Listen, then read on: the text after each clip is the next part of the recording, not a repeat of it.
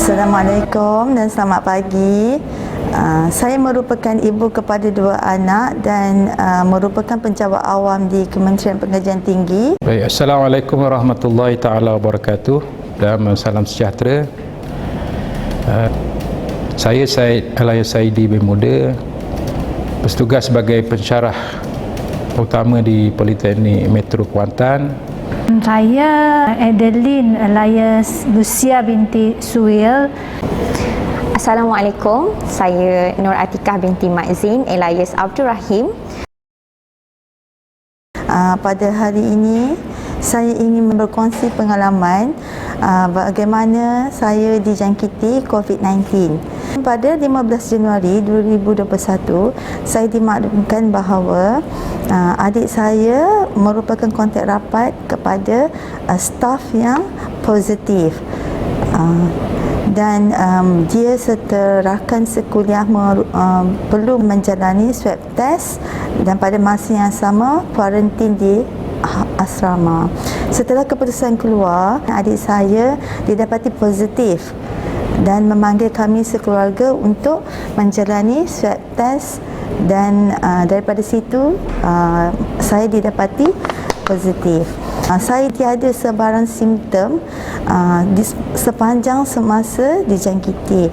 Perkara yang saya tidak dapat lupakan ketika sepanjang kuarantin adalah pengalaman berada di hospital, kerana ketika di hospital keadaannya sangat berbeza. Jururawat dan doktor yang berada di ward menjalankan pemeriksaan rutin melalui telefon dan perlu masuk ke dalam ward dalam pakaian PPE penuh. Mereka juga akan sanitize tangan setiap kali menyentuh pesakit dan peralatan. Pada mulanya agak kekok semasa kuarantin di hospital, tetapi setelah 2 hari saya mula menyesuaikan diri dengan keadaan di sana. Kaunselor dan doktor kesihatan mental sentiasa berhubung dan memastikan kesihatan mental pesakit terkawal dan sihat.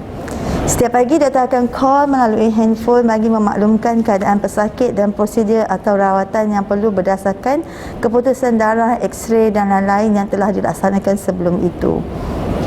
Sebenarnya segalanya bermula daripada selepas di mana seorang staf telah terkena positif COVID, maka pihak pengurusan telah mengadakan suatu makluman bahawa setiap pensyarah dan staf perlu ke pejabat kesihatan untuk melakukan ujian swab test. Jadi lantas saya pergi ke pejabat kesihatan terdekat untuk melakukan swab test.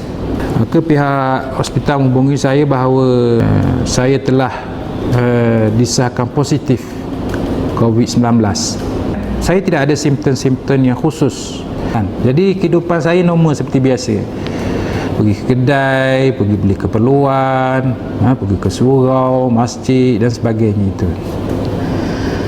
Jadi bila dah disahkan COVID ini, maka perasaan saya ni bercampur bau lah, kan? Yalah, pasal kita tak ada simptom-simptom. Kemudian sebelum ni kita sudah berkomunikasi, berinteraksi dengan orang lain dan sebagainya itu. Jadi menyebabkan saya risaulah rakan-rakan saya temui, sahabat-sahabat yang saya jumpa itu, kan. Jadi bagi kes saya ini, setelah disahkan positif COVID, maka saya telah diarahkan oleh pihak pejabat kesihatan untuk ke hospital Hulu Terengganu. Dengan hati yang berat, terpaksa meninggalkan keluarga. Sebelum itu, sebelum saya dipanggil untuk ke hospital, saya diminta kuarantin di rumah selama lebih kurang 2 hari. Jadi setelah 2 hari di rumah, saya dijemput pada waktu malam untuk ke hospital di Hulu Terengganu dalam keadaan yang mereka yang datang itu dengan satu set yang lengkap lah. Saya pun naik van tersebut sekitar jam 9.30 malam.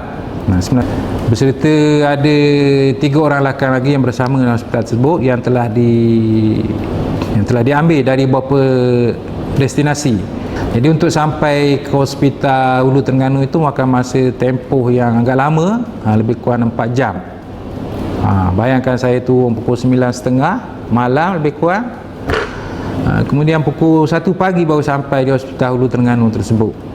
Dan isteri saya dan anak-anak saya pun kena karantin. Bahkan kecoh di sekolah rumah saya, kecoh kan, di masyarakat surau kecoh kan, sehingga ada yang tak berani dekat. Itulah saya nak utarakan bahawa bila kita terlibat COVID ni, kadang-kala masyarakat kita seolah-olah memandang negatif kepada kita. Bukan nak bersimpati, tak kan, dia tak bersimpati kan? Dia menjarakkan diri daripada kita. Jadi itulah sebenarnya bila terkena musibah COVID ini memang suatu pengalaman yang sesuatu yang mendukacitakanlah kepada saya. Kita nampak siapa kawan, siapa lawan. Kita nampak siapa yang benar-benar simpati ataupun siapa yang memahami. Jadi itulah dari sudut emosi memang agak terganggu sedikit bila terkena COVID itu, tapi dalam masa yang sama ialah kita sedar bahawa itu ujian datang daripada Allah Subhanahu Taala. Saya baru je melalui pengalaman kuarantin selama 10 hari pada bulan Januari tahun ni juga. Kejadian yang berlaku adalah pada 19 Januari, yang mana itu adalah permulaan detik saya dan juga rakan-rakan sepejabat lah, kami melalui proses kuarantin selama 10 hari. Okey, bagaimana berlaku kuarantin 10 hari ini? Sebenarnya kami menjadi kontak rapat kepada salah seorang pegawai yang telah positif COVID. Berlakunya adalah pada minggu sebelum tu kami ada bersama-sama dalam satu kursus lah.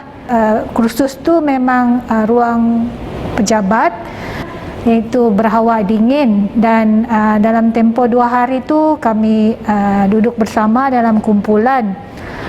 Memang ikut semua SOP lah. Kita ada penjarakan sosial dan semua pun pakai mask. Dan pada hari yang sama kita ada jugalah terlibat interaksi dalam kumpulan. Okey, tapi semua semasa interaksi itu memang kita sediakan hand sanitizer dan kita memang minta semua staf untuk kerap basuh tangan, hand sanitize semualah. Dan pada 13 Januari selepas selesai program kursus tu, kita ada satu lagi program, iaitu majlis hari jadi dan perpisahan bersama dengan seorang pegawai yang bertukar. Dan masa tu kita pun tetap ada penjarakan sosial, cuma satu dalam majlis tu kita ada jamuan sikit lah, jamuan makan. Jadi pada 13 Januari tu memang berlakulah kita buka mask. Tapi memang lepas selesai itu semua balik ke pejabat masing-masing. Kemudian pada 17 Januari kalau saya tak silap, pegawai tersebut memaklumkan saya melalui WhatsApp yang dia dan keluarga dikuarantinkan. Dan pada masa itu juga dia maklum bahawa saya perlu maklumkan kepada staf lah untuk bersedia. Dan pada 18 Januari tu pegawai tersebut maklumkan bahawa test dia positif dan dia perlu dapatkan semua senarai kontak. Jadi dia minta bantuan saya lah untuk kumpulkan semua staf-staf yang ada berkumpul bersama-sama pada 11, 12 dan 13. Dan bila saya dapat makluman yang dia positif, memang masa tu saya macam-macam lah keluar dari fikiran saya. Masa tu saya pun fikir macam mana, sebab saya pun memang imun rendah. Saya dah mengalami pembedahan pada 2019 dan doktor pun maklumkan bahawa bila saya selepas pembedahan tu memang imun sistem saya pun akan rendah lah. Jadi masa tu saya fikir macam-macam dah. Saya fikir macam mana family, macam mana anak saya, macam mana keadaan saya bila kalau saya pun jadi positif. Jadi keluar semua tu.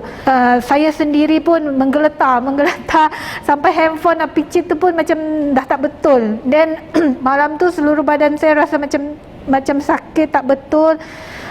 Nak bercakap mulut pun menggeletar, dan rasa nak demam pun ada. saya masa tu malam tu saya terus buat keputusan, saya kata dengan suami saya perlu asingkan diri. Jadi saya pun masuk ke bilik asing lah. Jadi saya tidur di bilik asing. Dan masa saya di bilik asing tu memang sampai pagi tu memang saya tak boleh tidur. The next day pihak kesihatan call dan memaklumkan bahawa semua staf yang tersenarai perlu hadir ke klinik untuk membuat saringan COVID. Dan saya pun declare diri saya memang kontak rapat dan saya minta di swab test lah. Jadi kemudian saya di swab test. Masa swab test tu pun memang menggeletar lah, takut sebab kita pun tak pernah ada pengalaman bila masuk je alat untuk swab test tu ke hidung, ke mulut, memang rasa dia memang tak selesa, nak bersin tapi tak bersin. Proses nak buat swab test tu pun mengambil masa lama. Saya sampai situ pukul 9.30, saya selesai lebih kurang 12.30 hari sebab ramai sangat. So kemudian balik ke rumah memang dah tak keluar dah sebab dah pakai gelang pink. Okey, so kemudian kami diminta untuk buat pengasingan masing-masing di rumah sendirilah. Selepas 3 hari menunggu keputusan untuk result swab test tu keluar, syukurlah result saya tu negatif. Saya pun maklum kepada family yang tak perlu risau bahawa keputusan saya negatif. Pengalaman saya semasa mengetahui yang saya adalah salah seorang kontak rapat bermula pada malam 18 Januari 2021. Masa tu perasaan bercampur aduk, berdebar, takut, gelisah, dan apabila dikeluarkan prosedur-prosedur oleh pihak pengurusan pada keesokan harinya, kami semua yang terlibat telah pergi ke klinik kesihatan berhampiran untuk menjalani ujian saringan pada 19 Januari 2021. Semasa tiba di klinik kesihatan, keadaan sangat-sangat mengejutkan kerana yang datang, orang ramai yang datang dan berada di kemah ujian saringan terlalu ramai sebenarnya. Tapi pihak KKM masih mengamalkan jarak SOP di antara semua yang hadir. Maknanya kami masih duduk jarak 1 meter, tidak berkumpul. Dan pengalaman apabila di swab test adalah satu pengalaman yang tidak akan dilupakan. Kerana kita mendengar pengalaman-pengalaman daripada orang lain, ada yang kata sakit, ada sampai menitis air mata kan. Tapi bila kita mengalami sendiri, pada mula macam geli-geli manja. Dekat tekak dia terasa nak termuntah lah di hidung. Alhamdulillah tak ada apa. Dan dimaklumkan untuk mengetahui keputusan dalam 3 ke 5 hari lagi. Kalau tak ada apa-apa simptom, boleh potong gelang. Pihak KKM maklumkan akan potong gelang dalam 10 hari kemudian. Jadi perasaan bila dipakaikan gelang pink adalah satu keadaan yang sangat menyedihkan kerana kita perlu kuarantin, kita tidak boleh berjumpa dengan keluarga semestinya, dengan jiran tetangga. Tapi alhamdulillah berkat sokongan dan juga suportif daripada kawan-kawan, saya dapat menjalani tempoh kuarantin dengan baik. Namun pada hari ke-8 emosi tu dijentik sedikit kerana saya mengalami sedikit simptom seperti batuk-batuk kecil. Jadi pihak KKM meminta agar saya menjalani ujian swab test kali kedua. Semasa di swab test kali kedua, itu adalah pengalaman yang takkan saya lupakan kerana memang perit dan sakit sebenarnya. Dia tidak seperti swab test yang kali pertama. Masa tu memang kita down sebab pihak KKM maklumkan kena kuarantin lagi, pertambahan lagi 10 hari. Kita dah macam, ya Allah, bertambah lagi. Okey, tak apalah. Emosi sedikit down, sedikit terganggu, tapi saya cuba untuk menyibukkan diri di rumah dengan melakukan pelbagai aktiviti, mengikuti pelbagai Zoom yang ada dengan kawan-kawan. Kita ada ada grup kumpulan dalam WhatsApp sebagainya. Dan alhamdulillah orang lain potong gelang 28, saya potong gelang pada 29 hari bulan. Itu adalah hari kemerdekaan dan kebebasan untuk seorang Atikah Mazin pada hari itu.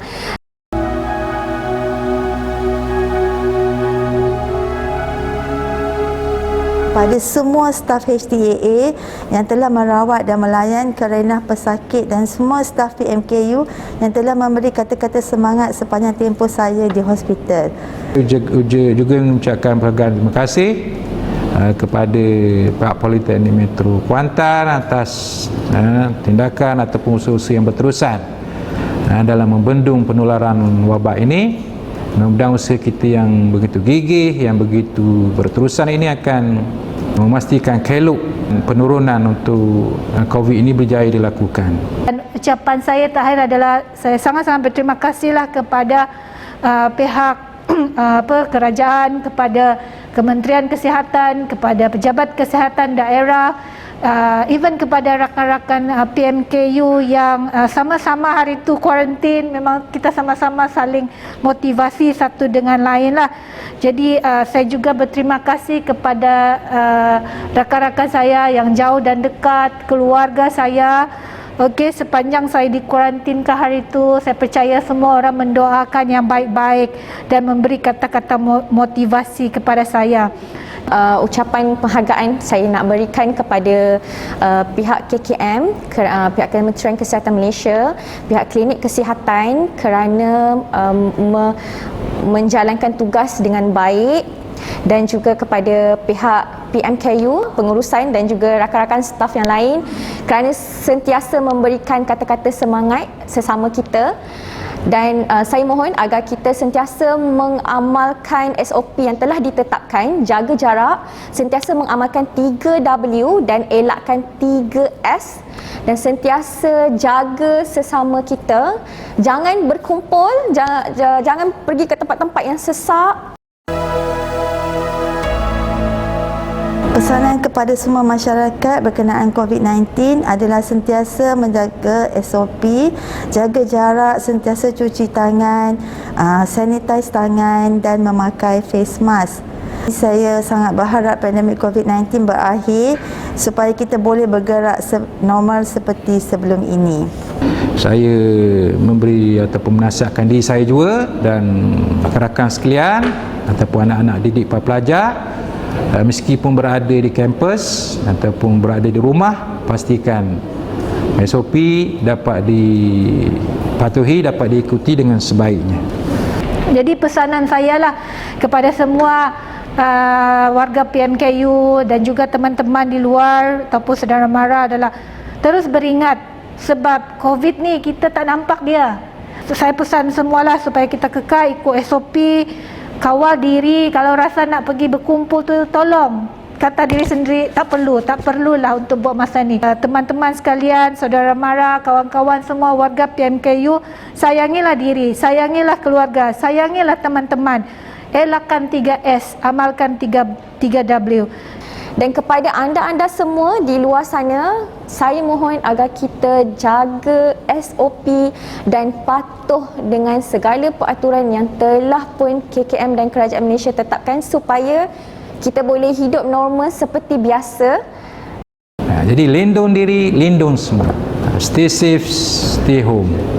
Mari kita sama-sama hentikan penularan COVID-19. Sekian, terima kasih.